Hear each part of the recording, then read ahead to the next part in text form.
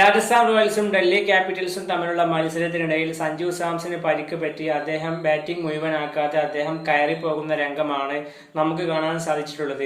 ഏതൊരു മലയാളി ആരാധകരെ സംബന്ധിച്ചിടത്തോളം അത്ര മികച്ചൊരു കാര്യമല്ല കാണാൻ സാധിച്ചത്. സഞ്ജു സാംസൺ നല്ല രീതിയിൽ ബാറ്റ് ചെയ്ത് പോവുകയായിരുന്നു. അദ്ദേഹം അവസാന ഓവറിലായിരുന്നു, പവർ പ്ലേയിലെ അവസാനത്തെ ഓവറിലായിരുന്നു അദ്ദേഹം അറ്റാക്ക് ചെയ്ത് കളിക്കുന്നതിനിടയിൽ അദ്ദേഹത്തിന് സൈഡ് വലിവ് വന്ന് സ്ട്രൈറ്റ് സൈഡിന് കുടുങ്ങിയിട്ട് അദ്ദേഹം കഷ്ടപ്പെടുന്നതാണ്. ആദ്യം ഫിസിയോ വന്ന് നോക്കിയെങ്കിൽ പോലും പക്ഷേ അദ്ദേഹം വീണ്ടും കണ്ടിന്യൂ ചെയ്ത് അദ്ദേഹം വീണ്ടും നോക്കി, പക്ഷേ വീണ്ടും അദ്ദേഹത്തിന് ആ ഒരു വേദന വരുന്നു.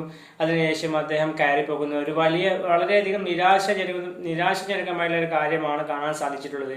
നമുക്കറിയാം ബാറ്റിംഗ് സാംസൺ ആവട്ടെ ഈ ഒരു സീസണിൽ അദ്ദേഹത്തിന്റെ പരിക്കിനെ തുടർന്ന് ആദ്യത്തെ 3 മത്സരങ്ങൾ NCA ക്ലിയറൻസ് കിട്ടിയിട്ടില്ലായിരുന്നു. അദ്ദേഹം കീപ്പിംഗ് മാത്രം, അദ്ദേഹത്തിന് ബാറ്റിങ്ങിലേക്ക് മാത്രം ഇറങ്ങാൻ ആദ്യത്തെ 3 കളി സാധിച്ചത്. ഫീൽഡിങ്ങിലോട്ടും അതുപോലെ കീപ്പിംഗ് നടത്താനുള്ള ക്ലിയറൻസ് ഒന്നും കൊടുത്തില്ല. സഞ്ജു പരിക്കൊക്കെ മാറിപ്പോൾ ഒന്ന് റെഡിയായി വരുന്ന സമയത്താണ് വീണ്ടും ഒരു പരിക്ക് വന്നിട്ടുള്ളത്.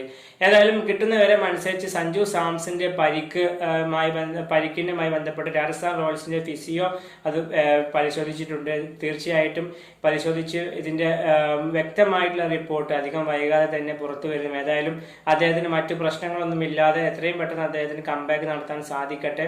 ഏതായാലും ഈ സഞ്ജു സാംസന്റെ പരിക്കുമായി ബന്ധപ്പെട്ട എന്തെങ്കിലും അപ്ഡേറ്റ് വരികയാണെങ്കിൽ ഈ ചാനൽ വഴി അറിയിക്കുന്നതായിരിക്കും.